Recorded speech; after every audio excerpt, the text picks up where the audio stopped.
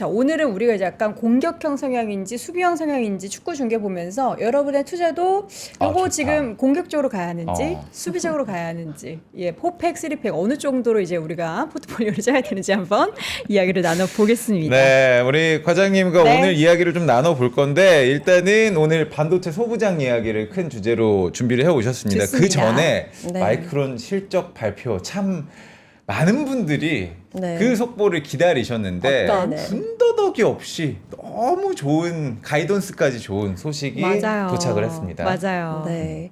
일단은 너무 과분하게 좋은 코멘트가 많이 나와서 과분하게 좋았다.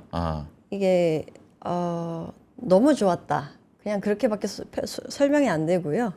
그래서 사실 예상은 했던 건데 그러다 보니까 세론이 오히려 나오지 않을까에 대한 두려움이 있었는데 오히려 생각보다 좋았다 이렇게 보고 있습니다. 그래서 네. 나머지 기업들도 계속해서 실적 발표를 할 텐데 삼성전자나 뭐 기타 기업들도 뭐 스타트가 좋았기 때문에 계속 이런 부분들이 유지되지 않을까 이렇게 보고 있고요. 네. 그렇죠. 근데 이제 속스나 같은 미국 반도체 ETF들의 퍼포먼스가 주간으로 봤을 때 사실 급등락이 굉장히 심했어요.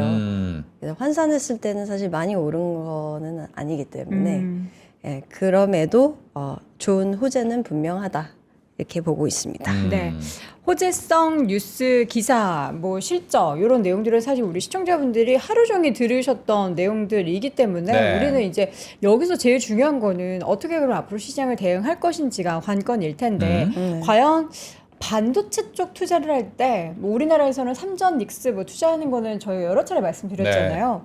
이제 소부장에 왜 주목을 해야 될지가 오늘 주제더라고요. 네. 소부장이라면 뭐 코스피에도 소부장이 있고 코스닥에도 이제 소부장들이 많잖아요. 오늘은 소부장이 별로 안 좋거든요. 그렇죠. 근데 소부장은 원래부터가 변동성이 큽니다. 네. 그렇기 때문에 이제 반도체가 좋으면 이제 실질적으로 나중에 실적이 좀 따라오면서 이제 올라오는 그 경향들이 있기 때문에 네. 좀 기업별로도 그 실적이 많이 좀 차별화가 되어 있는 그런 특징적인 요소가 있어서 선택을 하실 수 있어서 좀 여러 가지를 고려해야 되는 부분들이 좀 많습니다. 네. 뒤에서 조금 더 설명드리도록 하겠습니다. 네, 그러면은 오늘 준비하신 장표 순서대로 저희가 좀 따라가 보도록 하겠습니다. 네. 먼저 주간 ETF 시장부터 저희가 동향을 살펴볼까요? 네, 일단은 3대 빅 이슈들이 있었는데 다 빠졌어요. 주간 기준으로. 특징적인 게 코스피가 사실 9천까지 갔다가 8천까지 이제 급락을 했고요. 그렇죠. 그리고 속스 같은 이제 반도체 ETF, 미국의 대표적인 ETF들도 급등락이 굉장히 심했습니다. 그래서 사실상 이 수치가 좀 변경이 돼야 되는데 네. 어쨌든 마이너스대를 찍어있는 상황이고요. 네. 주간으로 SPCX, 스페이스X 같은 경우는 상장 첫날 뭐 4일 정도 올라가다가 네. 나머지 한 2주간 계속 빠졌죠. 주가가 빠져 있는 상황이어서 이 수치 변경을 하면 마이너스 16% 오늘 어제자 기준으로 기록하고 있는 상황이어서 네. 사실 전반적으로 뭐 장이 지난주 대비해서는 그렇게 강하진 않았다. 네. 이렇게 좀 정리를 해볼 수 있어요. 어... 근데 이유들이 많았습니다. 다양한 악재들이 너무 많았기 때문에 네. 이제 기본적으로 6월은 미국 연기금이나 기관들에서 리밸런싱을 하는 기간이기도 하고 그리고 금리와 관련된 코멘트들이 좀 동결을 하겠지만 인상 가능성을 좀 더 높게 그렇죠. 보는 네, 그런 그런 얘기가 경향들이 나왔죠. 나오면서 금리에 대한 우려가 맞물리면서 하이퍼스케일러들이 이제 투자 수익률, 이제 투자 회수금이라고 하죠. 이런 부분들에 대한 회수할 수 있어? 에 대한 의구심이 좀 확대되는 부분들이 있었어요. 그러다 보니까 좀 부진했고요. 근데 그럼 반도체는 좋지 않냐 네. 이렇게 생각을 하시잖아요. 근데 이런 금리 인상과 하이퍼스케일러들의 투자 회수금 우려 이런 게 맞물리면 이제 반도체도 그렇게 좋지는 않을 수 있잖아요. 그리고 그간 너무 많이 올랐어요. 그래서 마이크론 실적에 대한 경계감 내지 SK 하이닉스와 삼성전자 차익 실현 매물이나 이런 부분 그리고 MSCI 선진국 지수 들어가는 거 편입 불발이 됐죠. 부분 네. 때문에 어. 좀 여러 가지가 맞물리면서 시장이 좀 안 좋았다 이렇게 좀 보고 있어요. 네. 그래서 근데 결국에는 다행인 거는 그럼에도 불구하고 마이크론 실적이 매우 좋았기 때문에 훌륭했죠. 그래서 SK 하이닉스나 이제 삼성전자나 이런 국내 기업들도 같이 보통 움직이잖아요. 네. 그러다 보니까 호재성으로 뉴스로 작용한다 이렇게 보고 있는 거고요. 네. 다만 변동성이 워낙 크기 때문에 그렇죠. 레버리지 ETF나 반도체 레버리지 같은 거 투자하시는 분들이나 이런 분들 코덱스 200 레버리지 이런 거 투자하시는 분들은 원금이 좀 녹아내릴 수 있는 그런 상황들이 좀 발생을 할 거예요. 음의 복리 효과라고 하는데 이런 부분들을 좀 유의를 하셔야 되는 상황이다라고 보고 있고 네.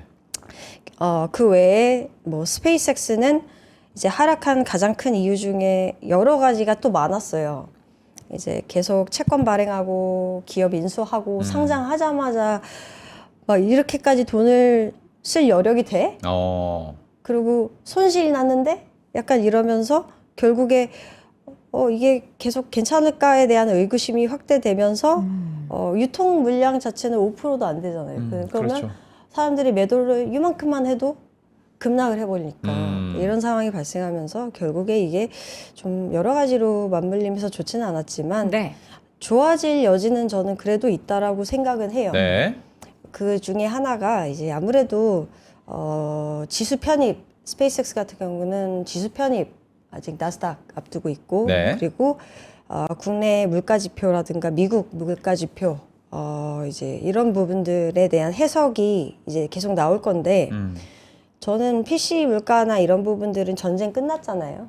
근데 그때 직전 월의 그 수준보다는 나아지지 않을까 이렇게 보고 있어서 네.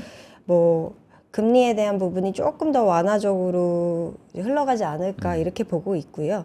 뭐 반도체도 뭐 마이크론 때문에 나쁘지 않았던 부분 그리고 반도체 수출 지표 자체가 계속해서 우상향하는 기조가 유지가 된다면 그리고 코스피가 8,000선 지지가 되는 그런 상황이 계속해서 유지된다고 가정을 했을 때에는 뭐 괜찮겠다. 차주도 나쁘진 않겠다라는 생각이긴 합니다. 근데 주의해야 될 부분은 변동성이 너무 커서 과도하게 매수를 하시거나 추격 매수를 하시는 그런 거는 굉장히 지양해야 하는 시장이다라고 이제 얘기를 하고 있고 네. 그래서 투자 전략을 저는 그냥 지수로 대응하시거나 그냥 가만히 계시거나 관망으로.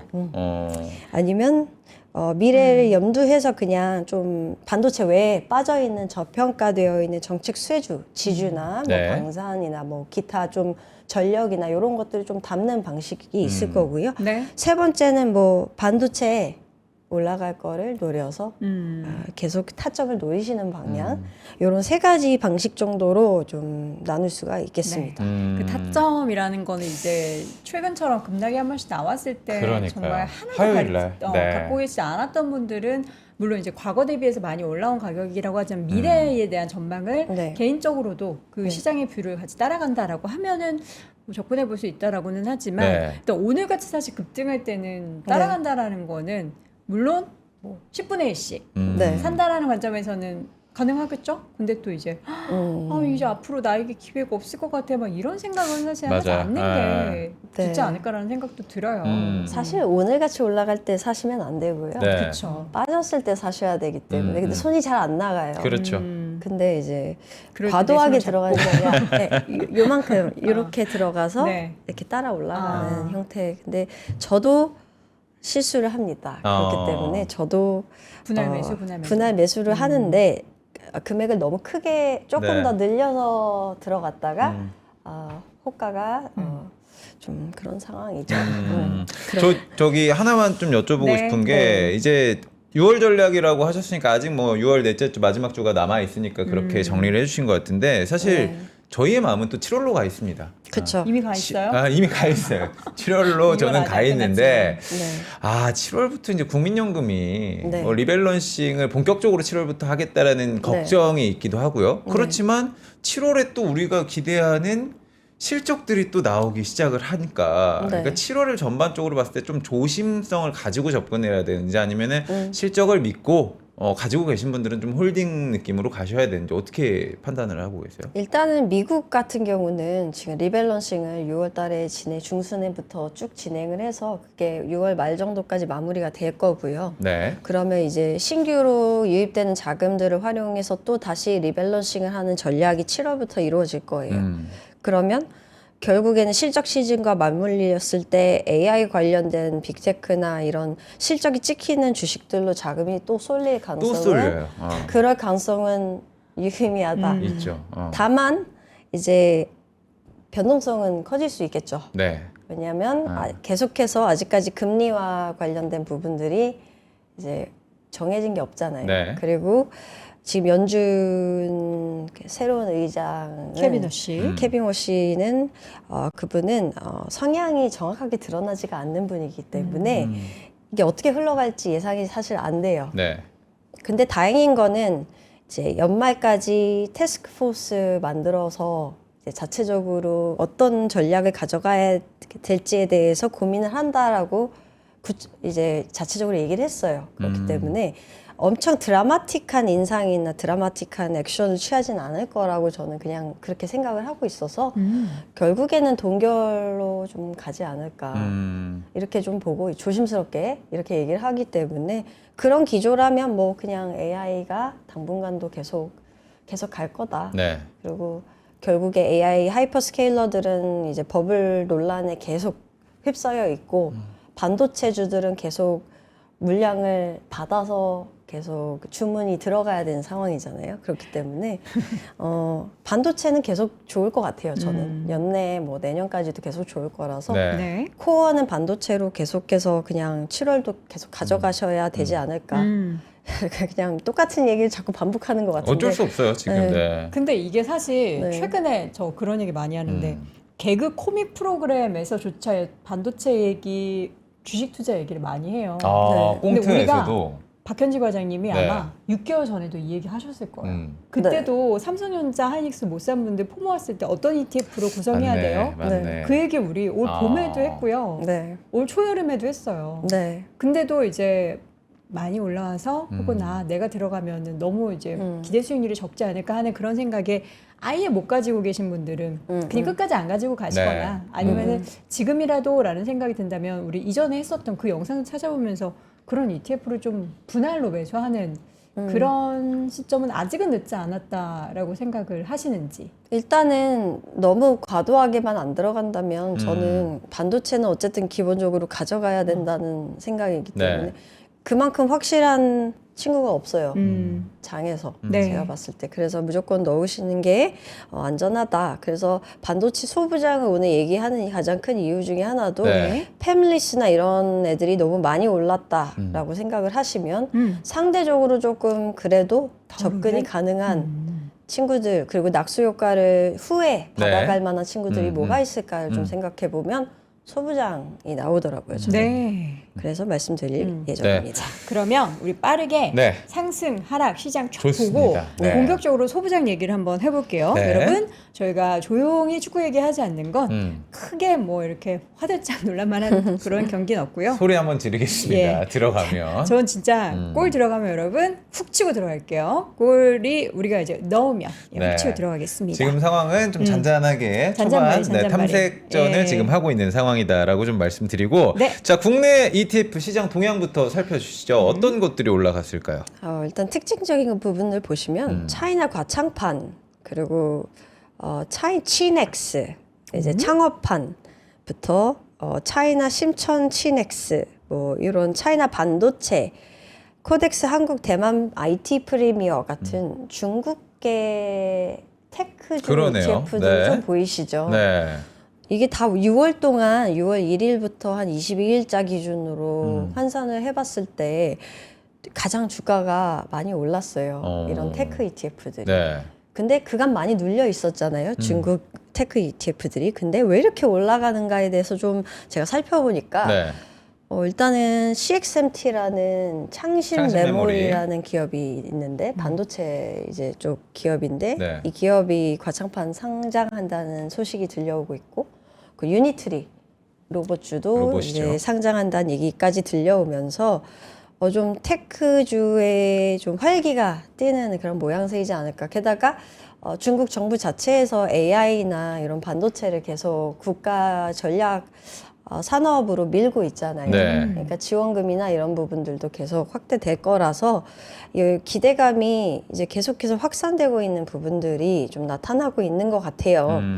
그래서 이게 보면 보유 종목들 들어가 있는 종목들 좀 보시면 차이나 과창판 같은 경우는 합성으로 운영이 되는데 네. 이제 요거는 직접 본주를 갖다가 거래를 하는 형태는 아니고 증권사와 같이 협업을 해서 이제 파생 상품 형태로 이제 운용을 하는 겁니다. 근데 이 안에 종목이 차이나 과창판 같은 경우는 반도체 중국 캠브리콘 같은 중국 반도체가 주로 들어가 있고요. 네. 그리고 차이나 심천 치넥스 같은 경우는 CATL이라고 많이 들어보셨죠? 요런 CATL. 네. 네. CATL이나 대표적인 뭐 우리 2차 전지.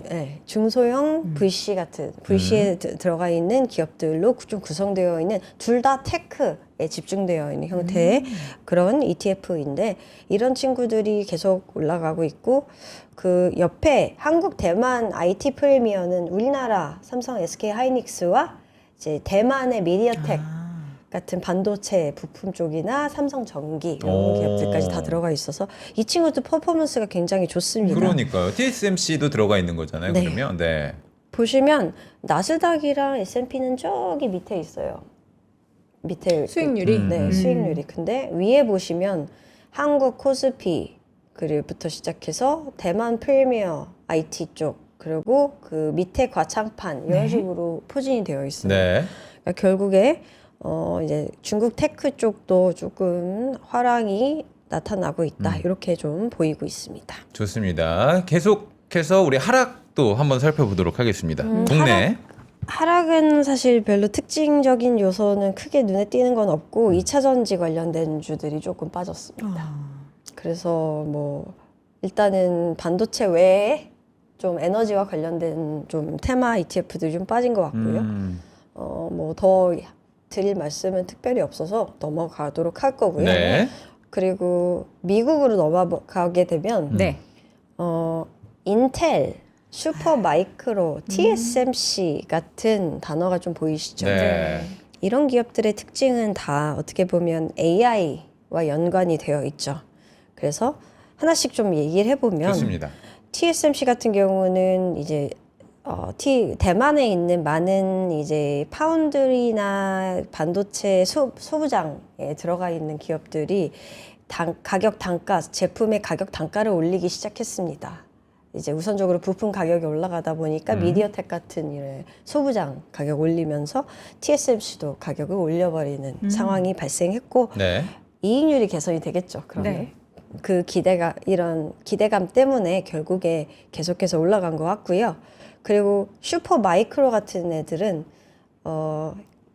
스페이스X와 이제 거래를 한다라는 얘기가 들리면서 네. 그쪽 물량을 가져오면서 수익 실현 기대감 이런 부분들이 좀 나오면서 좀 상승했던 그런 부분들이 있었다. 네. 이렇게 보고 있고 인텔 같은 경우는 애플과 이제 계약을 맺어서 네. 이제 칩을 자체 생산 설계 칩을 만들겠다 이렇게 얘기를 한 상황이기 때문에 계속해서 정부의 지원을 받아서 이제 확장을 할 것이다 이런 얘기가 나오고 있어서 이제 올라간 것으로 보여지고요.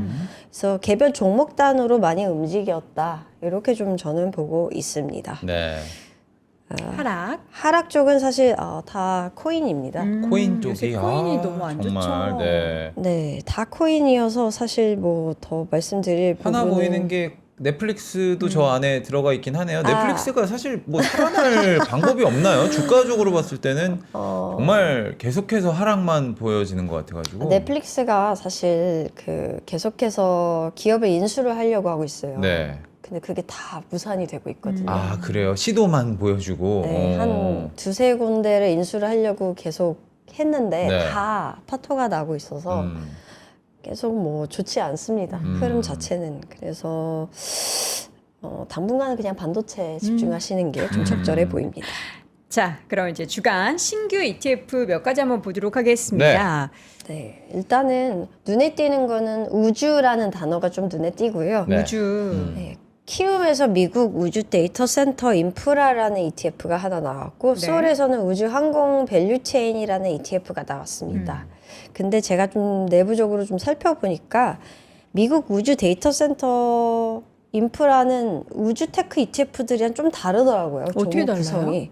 여기 보시면 로켓랩이랑 스페이스X 비중이 거의 풀로 담겨져 있어요. 50% 정도 있네요. 네. 근데 그 밑에 단의 엔비디아, 종목을 보시면 엔비디아, 인텔, 인텔, 구글, 아마존. 아, 데이터 센터랑 우주랑 섞었네요. 네, 그래서 처음에는 이상하게 되게 생뚱맞은 기업들이 다 들어가 있네. 약간 이렇게 생각을 했는데 네. 하나하나 좀 살펴보니까 다 우주의 데이터 센터를 설립하기 위해서 필요한 인프라. 그러네요. 그러니까 위성이라든가 네. 아니면 서버 쪽이나 반도체나 아니면 뭐 이런 쪽이 다 관련된 기업들을 다 넣은 것 같아요. 그러다 보니까 당연히 빅테크 기업이나 인텔 같은 기업들까지 같이 들어가 있어서 좀 다르게 컨셉을 가져가려고 노력을 한 것 같다. 네. 이렇게 좀 보고 있는 ETF인데 순수 우주 테크 ETF보다는 이런 친구들이 좀 더 안정적일 수는 있을 것 같아요. 왜냐하면 빅테크가 들어가 있기 때문에 오히려 좀 그런 맥락에서 좀 접근을 하시면 조금 괜찮을 수도 있는 ETF지 않을까. 실제 수익률은 계속 올라가고 있는 것 같아요. 네. 그리고 그 옆에 솔 우주 항공 밸류체인 ETF 같은 경우는 우리나라 순수 우주 테크 기업만 들어가 있는 ETF입니다. 님 조금 화면 확대를 해주시면은 저희 종목이 더 잘 보이실 것 같아요. 작게 보시는 분들도 계셔가지고. 네. 일단은 과장님은 그냥 하시면 되고요. 네. 저희 밖에서 이제 조정이 네. 가능하니까 아, 이제 우리 네. 안에서도 아. 조정이 가능합니다. 예. 가능합니까? 그냥 평상시대로 해주시면 됩니다. 네네. 볼게요. 그래서 보면 인텔리안 테크 같은 위성 쪽 네. 관련 기업부터 이제 좀 한화 에이스. 시스템 같은 기업, 한화 시스템. 제주 전자재료 같은 좀 네. 어떻게 보면 좀 진짜 순수 우리나라 기업들이 들어가 있고요. 해외에 수출하는 기업들도 들어가 있습니다. 그래서 우리나라 우주를 아직은 봐야 되기에는 시기상조가 아닌가에 대해서 얘기를 하시는데 서플라이 체인 단에서 해외 수출하고 있는 기업들 같은 경우는 그래도 좀 볼만하다. 이렇게 얘기를 하고 있고요. 왜냐하면 우리나라의 민간 우주 산업 자체는 약하지만 이제 해외로 수출하는 경우는 또 다르기 때문에 그렇게 좀 해석을 해보시면 좀 좋을 것 같고요. 대신에 제 생각에는 이 ETF를 출시를 한 이유 중에 이유가 미리 그냥 깔아놓기 위해서 출시한 게 아닌가라는 생각이 들어요. 그게 어떻게 해석을 해야 되죠? 미리 깔아놓기 위해서. 우리나라의 우주 산업 자체가 아직까지는 그렇게 뭐 시기상조이긴 하지만 그렇죠. 네. 이제 추후에 더 성장할 수 있는 그런 가능성을 내다보고 이제 먼저 선제적으로 시장에 진입을 하기 위해서 순수 우주 테크 테마로 출시한 게 아닌가라고 생각이 들고요. 왜냐하면 우리나라의 우주 테크 순수 우주 테크 ETF가 없어요. 다 방산이랑 섞여 있거나 이런 식으로 들어가 있어서 방산주 비중이 높기 때문에 사실 우주 ETF라고 불리우기는 조금 어려운 부분이 있어요. 네. 그래서 그런 맥락에서 조금 깔아놓은 형태의 ETF 같고 또 하나의 ETF를 말씀드리면 네.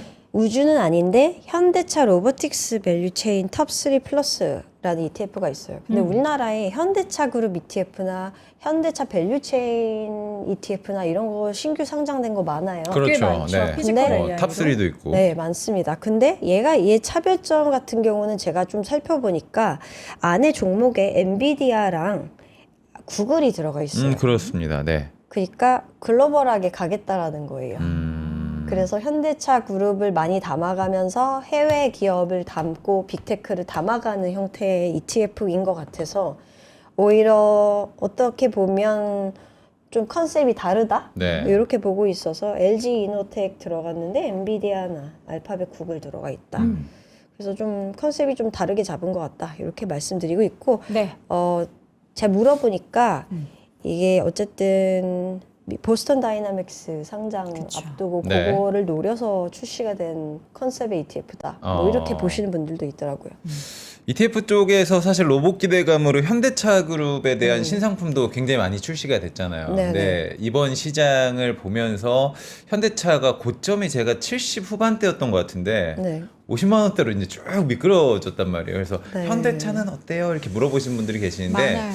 개별 종목보다는 현대차 ETF가 많이 출시가 됐으니까 네. 물 한 잔 드시고 그쪽은 좀 어떻게 봐야 돼요? 대응 전략 혹은 들고 계신 분들은 이게 뭔가 짧게 보기에는 조금 지금 상황에서는 네. 결국에는 왜 이렇게 네. 현대차 피지컬 AI 로봇 쪽으로 보다가도 근데 생각해봐 네. 이쪽이 지금 실적이 안 나오잖아. 그렇지. 그거 상용화되고 돈 벌려면은 몇 년 남았지. 결국 지금 돈 버는 반도체야.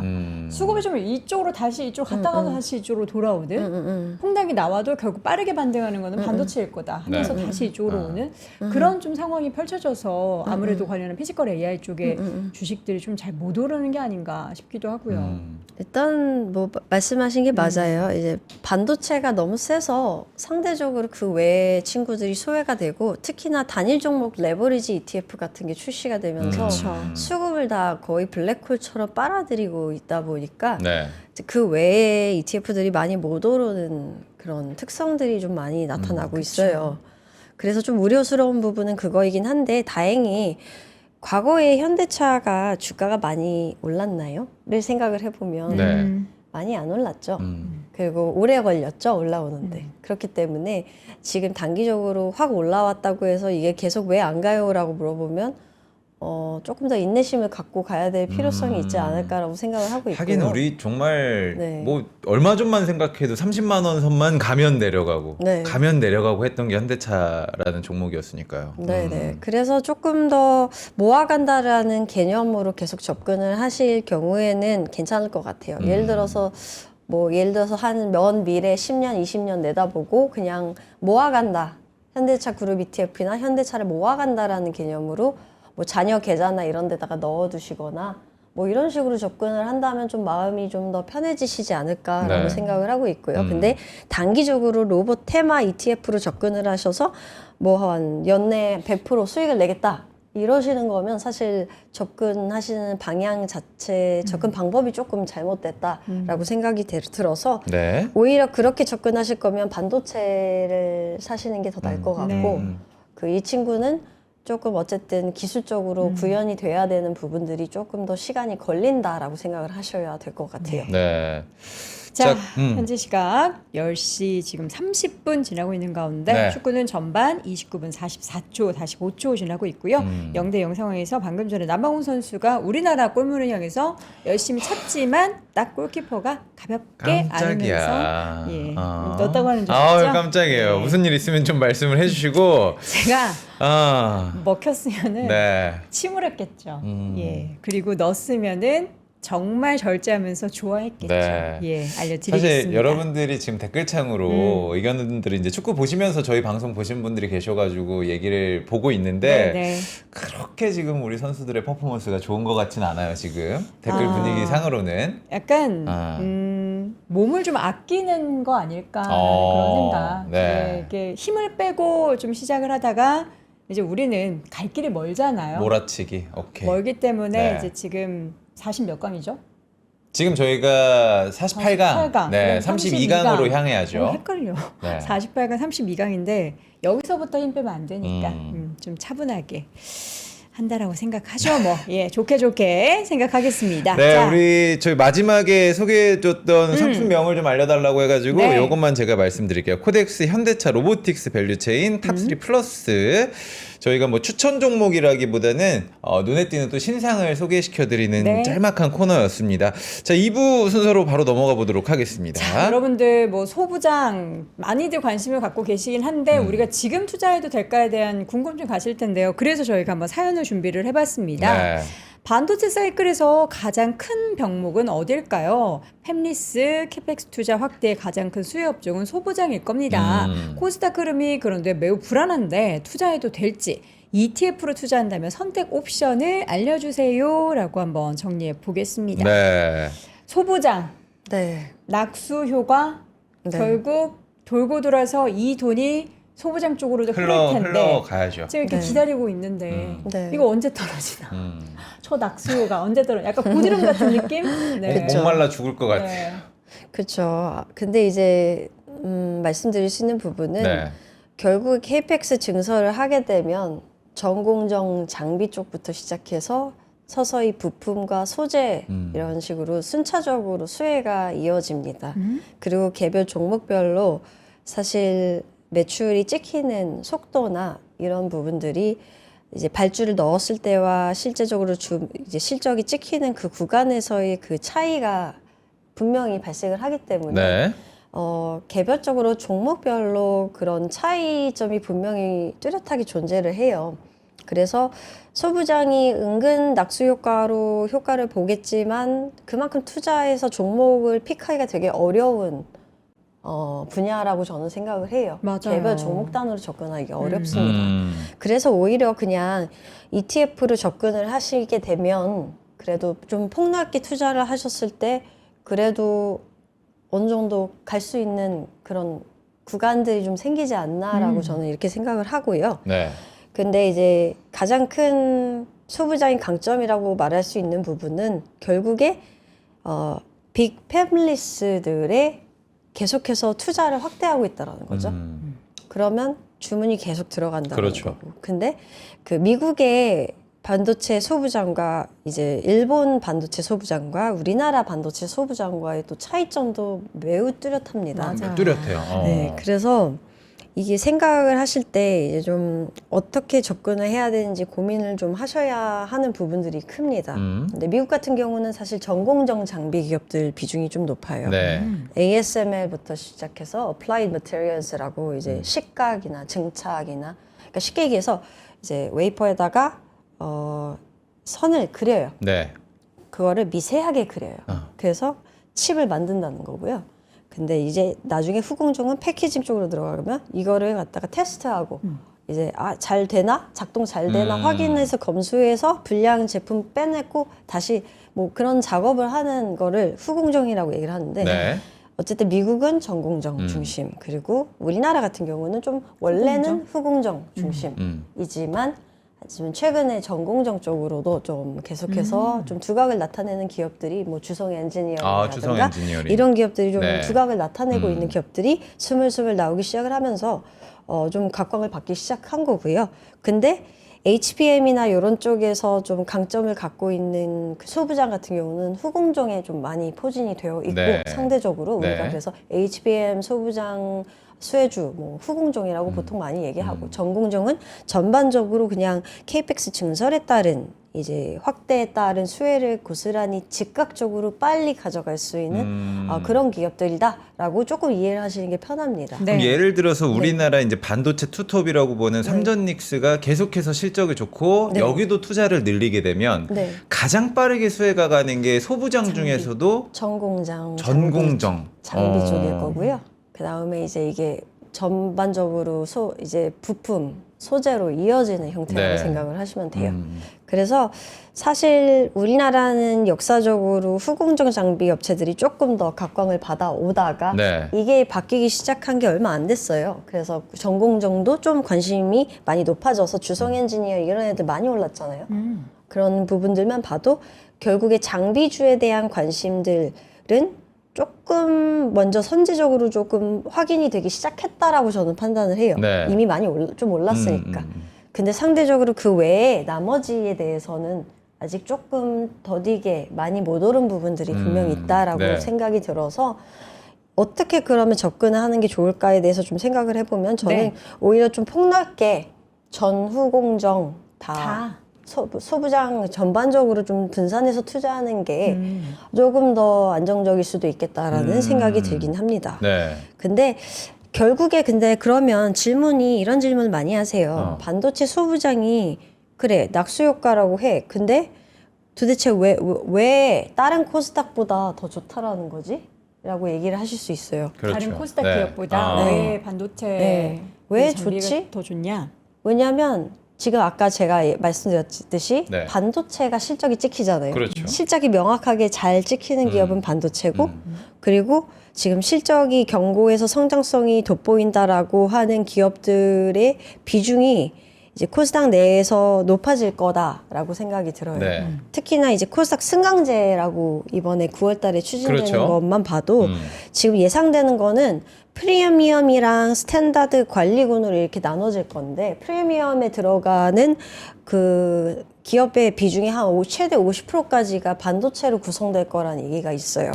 일단 확정은 아니지만 그런 네. 얘기가 들린다는 거죠. 그래서 종목 리스트를 제가 모 증권사에서 리스트업 한 거를 보니까 네. 진짜 다 상단 뭐 톱 10 안에 다 반도체가 다 들어가 있어요. 그 조건에 맞는 기업들이니까.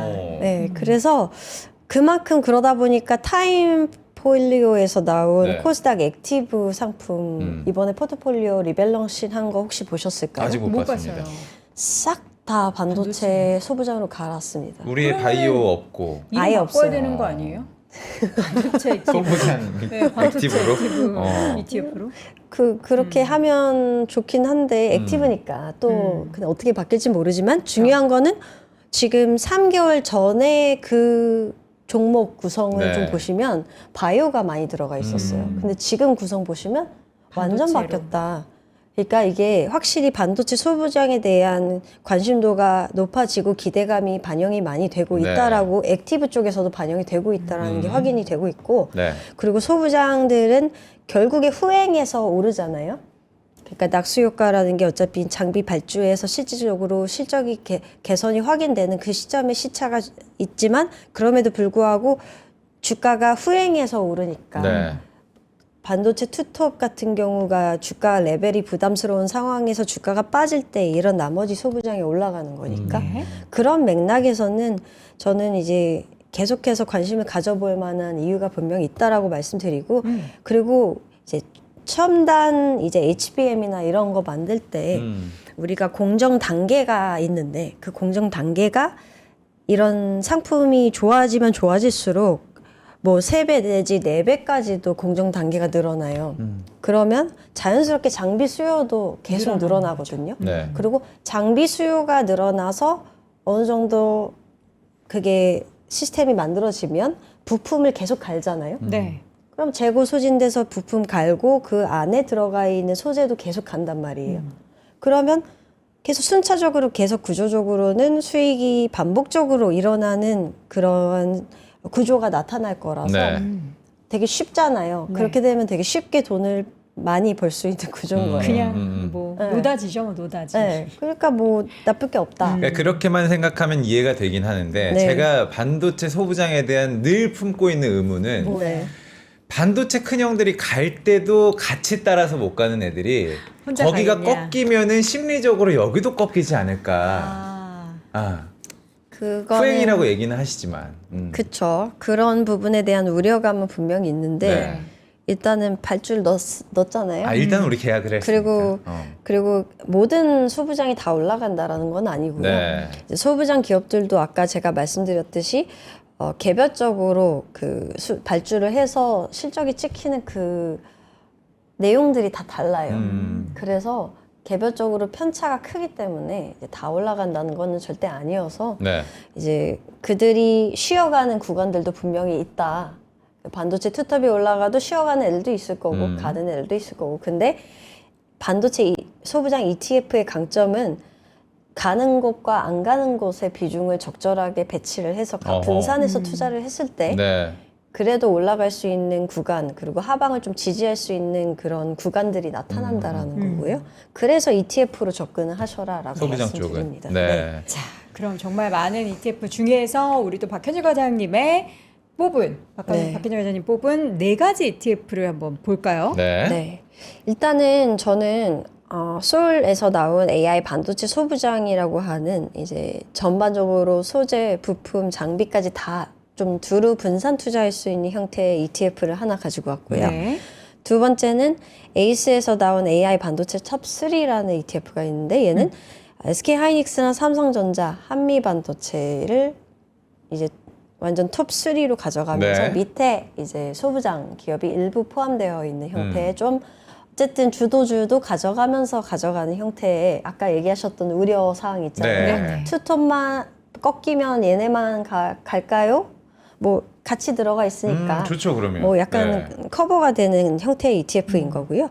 그리고 세 번째는 타이거에서 나온 미국 필라델피아 반도체 나스닥 ETF라는 게 있는데 이게 SOXX라는 ETF 많이 들어보셨죠? 속스. 네. 속스.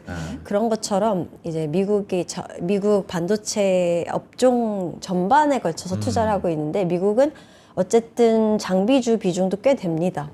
그 안에 ASML이나 뭐 이런 ADR 기업부터 시작해서 이런 기업들이 다 들어가 있기 때문에 이제 그냥 조금 더 분산해서 글로벌 익스포저를 가져간다는 차원에서 국내만 하면 굉장히 리스크가 커질 수 있잖아요. 네. 그러니까 분산한다는 차원에서 넣기 좋은 종목이고요. 그리고 마지막으로는 플러스 일본 반도체 소부장 ETF를 갖고 신기하네요. 왔습니다. 일본 반도체 소부장까지. 네. 우리나라, 미국, 지금 일본까지 그렇죠. 꼽아 주셨습니다. 네. 네. 하나하나 살펴볼까요, 그러면? 네. 일단은 우리나라 거? 우리나라 먼저. 거부터 먼저 두 개를, 사실 여기는 하나밖에 없는데 네. 여기는 제가 두 개를 갖고 왔습니다. 좋습니다. 그 가장 큰 이유는 하나는 반도체 소부장 다 보는 건데 네. 이제 코덱스 AR 반도체 핵심 장비 같은 경우는 장비주 중심으로만 담고 있어요. 소재 부품이 제외가 되어 있기 때문에 네. 조금 더 공격적인 ETF인 거죠. 어떻게 그렇죠. 보면. 그래서 이 두 개의 ETF의 보유 종목들을 좀 살펴보게 되면 좀 비슷해 보이긴 합니다.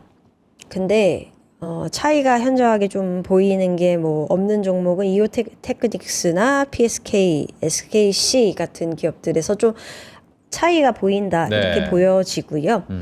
근데 보수적이신 분들 입장에서는 그냥 반도체 소부장으로 가져가시는 거를 더 제안드리고 있고 네. 좀 더 수익을 내고자 하시는 분들은 AI 반도체 핵심 장비 같은 ETF가 더 낫다라고 말씀드리는데 수익률 보시면 확실히 뭐 SK 하이닉스, 삼성전자 들어가 있는 ETF 빼고는 나머지는 고만고만하게 밑에서 놀고 있긴 하지만 탑3가 제일 높긴 하네요. 네. 지금은. 네, 아무래도 투톱 때문에. 네. 근데 이제 코덱스 AI 반도체 핵심 장비 쪽 보시면 수익률이 그나마 조금 더 올라와 있는 그러네요. 부분들이 네. 보이실 수 있습니다. 그래서 국내에 투자하시는 분들 입장에서는 내가 삼성전자, SK 하이닉스 이미 들고 있다, 소부장이 필요하다라는 분들은 그냥 이런 거 사시면 되는 거고요. 근데 나는 SK 하이닉스, 삼성전자 놓쳤다, 못 샀다 이러신 분들 있잖아요. 네. 근데 반도체 소부장을 근데 사라고 설득력이 없잖아요. 그렇죠. 이런 분들은 그냥 SK 하이닉스, 삼성전자 들어가 있는 ETF 플러스 이제 그 외에 소부장 들어가 있는 ETF로 접근을 같이. 하시면 같이 더해서. 그냥 투자를 하시면 된다라는 컨셉으로 말씀드리는 거고요. 에이스 AI 반도체랑 요즘에 이제 많이들 하시는 보통 이제 코덱스 반도체 뭐 거의 구성종이 비슷한가요? 어떤 차이가 있나요? 약간의 차이는 있는데 그 이유는 이제 보통 탑3라는 단어가 붙거나 네. 탑2가 붙으면 그 비중을 거기에 집중을 한다라는 거거든요. 하이닉스가 30일 넘게 들어가 있으니까 네. 저거 대안으로 굉장히 좋을 것 같아요. 네. 비중 보면은 뭐 최근에 타이거 네. 뭐 탑10 종목이나 뭐 코덱스 이런 종목이나 상위는 좀 비슷해요. 근데 네. 이제 SK하이닉스와 삼성전자의 비중이 압도적으로 크고 그다음에 한미반도체 비중이 크냐 안 크냐에 따라서 또 약간 희비가 엇갈리기도 하고 네. 네. 그러기도 하고 최근에는 또 약간 삼성 전기가 들어간 네, 그런 네. 관련한 전기. ETF의 수익률이 상대적으로 좋기도 네. 하고 뭐 이렇게 하더라고요. 맞아요. 근데 사실 많은 분들이 그런 얘기 하세요. 한미 반도체 비중이 커서 너무 커서 이거 들어가도 돼요? 그러게요. 1분기 실적이 좀 안 좋았었죠. 네, 그렇게도 많이 얘기를 하시는데 네. 근데 그래도 결국에 가장 큰 ETF 시총 기준으로 잘랐을 때 크고 그러죠. 좀 주도적인 기업 중심으로 담고 있기 때문에 결국에 좀 안정적으로 가져가려고 한 거 아닌가라는 생각이 좀 드는 ETF여서 이런 것도 좋은 대안이 되겠다라고 생각이 그 들고요. 논외지만 그 박현주 과장님 한미 반도체는 지금 상황이 괜찮답니까? 저희가 너무 큰 형들에게만 집중하고 있었는데 사실 시총단으로는 한미 반도체도 굉장히 중요한 회사여서 사실 네. 주가 퍼포먼스가 못지않게 작년부터 보면 좋긴 그랬죠. 했어요. 네. 구간별로 보면. 근데 최근에 이제 1분기 실적 발표하고 나서 실망 매물이 좀 많이 나왔죠. 좀 많이 하락했는데 또 저는 또 한미반도체에 대해서 전망을 보니까 올해 1분기가 실적의 저점이고 또 앞으로도 좋아질 것에 대한 이야기들도 많더라고요. 네. 일단은 기본적으로는 이런 기업들은 다 계속해서 수주가 사이클만 꺾이지만 않는다면 계속 갈 만한 기업들이기 때문에 저는 크게 담는 데는 무리가 없을 것 같고요.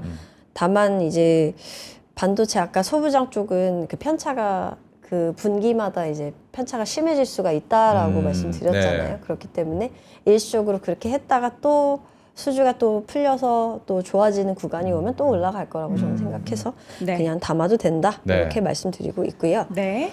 그리고 마지막으로 두 개, 이제 필라델피아 반도체나 일본 소부장 ETF를 네. 보시면 종목 구성을 보시면 엔비디아, 마이크론 같은 패밀리스도 있지만 그 밑에 어플라이드 매테리얼스, KLA 텐코, 램 리서치, ASML 같은 좀 전공정에 좀 더 집중하는 장비 기업들로 구성이 되어 있어서 게다가 TSMC까지 들어가 있어서 저는 좀 안정적인 구성이지 않을까 이 정도면 이렇게 보고 있고요. 네. 사실 라이즈에서 이거랑 비슷한 NYSE 반도체 ETF가 있어요. 미국 반도체 ETF가 있는데 그게 속스 지수를 그대로 따라가거든요. 얘는 속스 지수를 그대로 따라가는 형태의 ETF는 아니에요.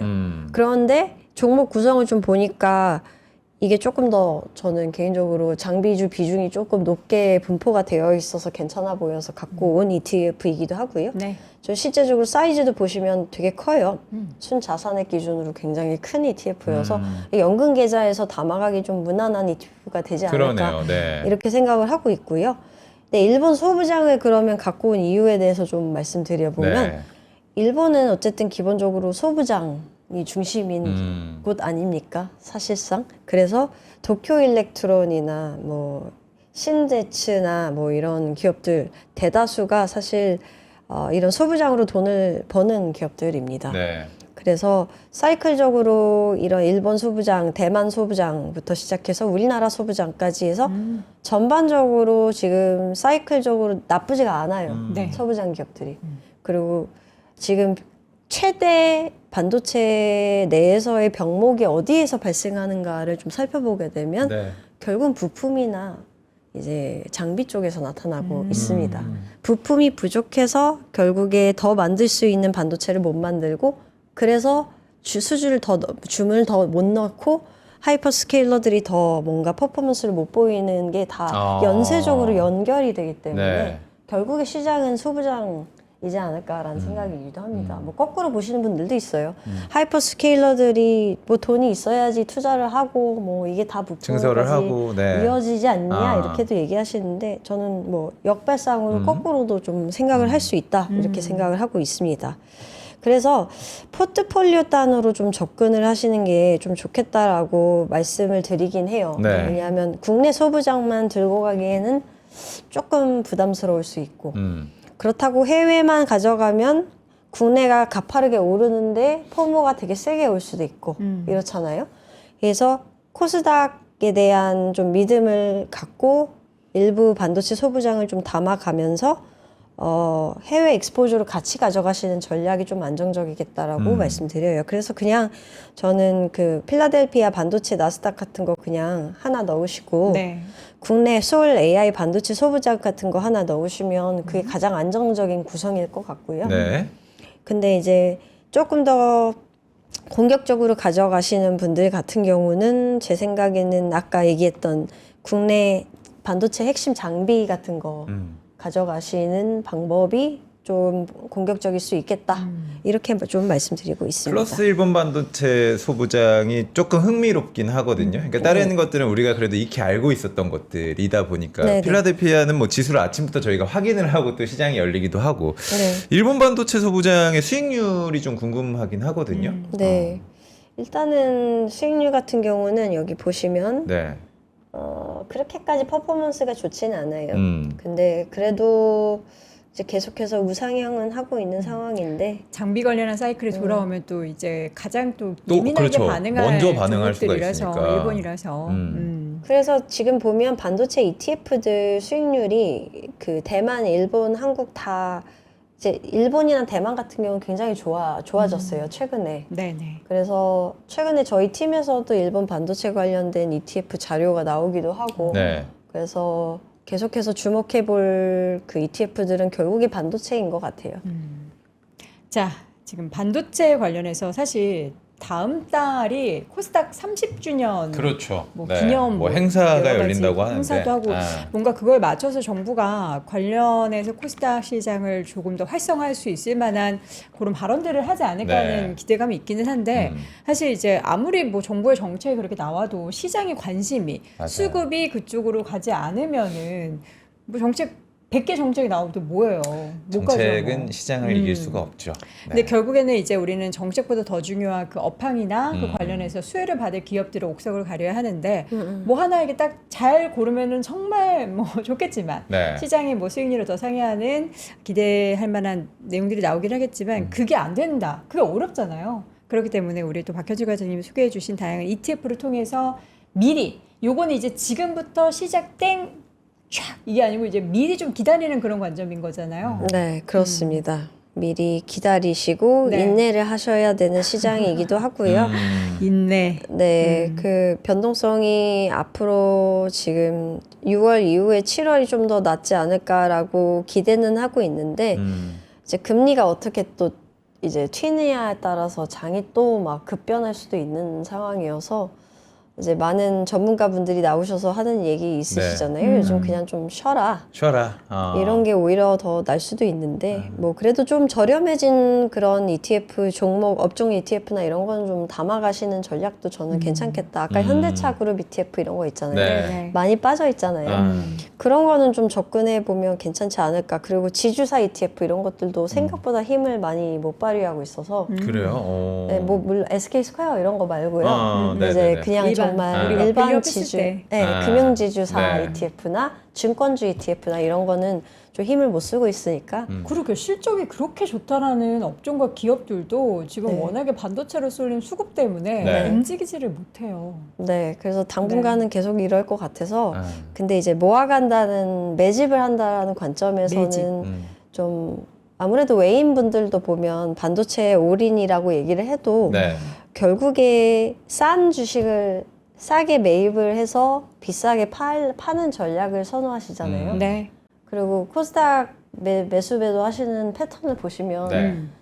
사셔서 고점 올라가면 팔고 네. 뭐 이런 식으로 반복을 하시잖아요. 무한 반복. 그러니까 사실 그런 관점에서 바이로 셀 하이를 사실 구현을 하시는 게 가장 좋은 전략이긴 합니다. 그래서 저는 그런 전략보다는 제가 지금까지 하는 전략은 들어갔다가 빠지니까 버텼다가 본전 오면 나오고 뭐야 이게 아이고. 4시간만 쓰고 우리 워런 버핏 농께서 그랬어요. 아. 주식의 대원칙이 네, 잃지 않는다. 2. 네. 1번 원칙을 지킨다. 잃지 않는다. 얼마나 잘 지켜요. 지키고 잃지 않는 투자 있는데 진짜 어려워요. 진짜 힘듭니다. 마지막 질문 드리도록 하겠습니다. 이것도 이제 소부장 얘기를 하면은 그러니까 네. 요즘에 주식 잘하시는 분들이 워낙 많다 보니까 네.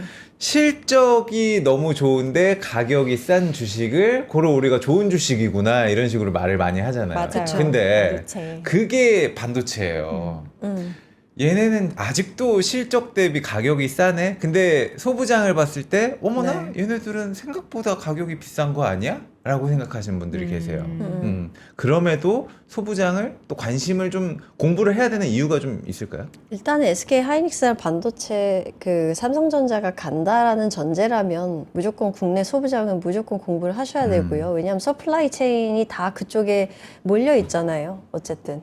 그리고 대세적인 트렌드를 거스르면서 투자를 하는 거는 저는 그거는 좋은 방법은 아니라고 생각하기 때문에 항상 어쨌든 우리나라의 전체 GDP에 수출에 큰 비중을 차지하고 있는 게 반도체고 네. 지금 퍼포먼스가 확고하게 숫자가 나오는 것도 반도체이기 때문에 소부장도 뒤따라서 계속 보셔야 되고 지금 SK 하이닉스 ADR 상장 이번에 앞두고 있잖아요. 그렇죠. 네. 이제 그 부분도 다 생각을 고려를 하시면 KPS 증설 결국에 하는 거거든요. 그러면 계속 증설을 하면 수혜를 보는 거는 결국 소부장이다. 이렇게 생각을 하시면 저는 뭐 당연히 봐야 된다. 네. 이렇게 말씀드리고 있습니다. 네. 자, 저는 이제 오늘의 결론 지금 축구가 0대 0으로 전반전이 끝났고요. 제발. 지금 이제 하프타임 끝나고 나서 이제 후반전이 네. 시작이 될 텐데 여러분들 투자에 있어서 지금 뭐 반도체 대형주 코스피에서도 사실 다른 섹터나 종목 대비해서 반도체 수익률이 워낙에 좋다 보니까 네. 이런 쪽은 이제 약간 이제 수비를 조금 더 강화해서 우리가 여긴 지켜야 되니까 그렇게 하는데 그 외에 이제 종목이나 나는 이제 반도체로도 수익을 못 냈다 하시는 분들은 이제 공격을 해야 되잖아요. 그렇죠. 근데 공격을 할 때 이게 혼자서 원톱으로 이렇게 한다. 요건 좀 어려울 것 같아요. 도와줘야 돼. 네. 도와줄 때는 이제 혼자 하면 안 되고 다 같이 이것저것 이제 좋은 거 다 이제 모아야 되는데 그럴 때 이제 선택이 어려울 때는 ETF로 예, 세트 플레이 해가지고 네. 저 코너킥 누가 날리면 저기 받아가지고 헤딩을 한번 받고 이런 거 이제 할 수 있게 ETF 투자가 좋겠다. 손흥민 언제 나오냐고. 네, 손흥민 언제 나오냐고. 후반전에 나오면 저는 조규성 후반에. 선수 뛰는 것만 예, 보고 싶어요. 예. 일단은 오늘 또 일타 강사 저희 네. 수업 잘 들었습니다. 박현주 과장님 감사합니다. 고맙습니다. 네. 아 오늘 축구 얘기 진짜 많이 할 줄 알고 그러니까요. 골막 예. 터질 줄 알고 저희는 사실 3프로 대표님하고도 이야기가 된 게 맞아요. 사실 월드컵 분위기가 많이 안 나서 3프로에서 유일하게 도훈 씨와 제가 지금 계속 빨간색 옷을 입고 오고 있는데 네. 예. 근데 아쉽게도 축구 얘기 할 만한 게 없었어요. 그러니까 그리고 내용이 별로 없었죠. 실제로 이렇게 유효 골수도 확인해 보면은 우리나라보다 남아공 선수들이 훨씬 더 적극적으로 야, 하고 이러면 안 약간 되는데. 남아공 선수들은 그런 느낌 아닐까요? 네. 여기서 우리가 지면 우리가 끝이다. 끝이다. 우리는 진짜 있는 힘을 다해서 젖 먹는 힘까지 젖 먹던 힘까지 다 쓰겠다라는 그런 느낌으로 뛰고 네. 있어서 좀 아쉬운데 후반전에서 예 쇄신해서 우리 선수들이 정말 적극적으로 공격하는 그런 모습을 한번 기대해 보도록 하겠습니다. 소신 발언 하나 하겠습니다. 어떤 거요? 안 하겠습니다. 아니 네, 하지 마. 제가 내용은 안 하지 마, 봤는데 하지 지금 마. 보니까 하지 마. 한국 축구의 미래를 또 걱정하시는 분들이 진짜 많네. 근데 이 미래 걱정은 20년 전에도 했어요. 네. 2002년 월드컵 때만 반짝 막 이렇게 응원해주다가 또 못하면 항상 미래 걱정하고 저 이제 축구인 가족이잖아요. 맞아요. 축구 가족입니다. 항상 그 경기장 가면은 그렇게 욕을 해. 뭐 잘할 때는 당연한 거고 뭐 조금 못하면 그렇게 욕을 해. 여러분 스트레스 다 푸시는 마음은 응원하시죠, 알겠지만 우리. 예. 우리 한 마음으로 한 뜻으로 우리 대한민국의 축구 후반전을 응원하면서 박현주 과장님 대한민국 준비하시고 자 마무리 인사는 외치면서 끝내도록 하겠습니다. 대한민국! 여러분 내일 10시에 뵐게요. 고맙습니다. 감사합니다.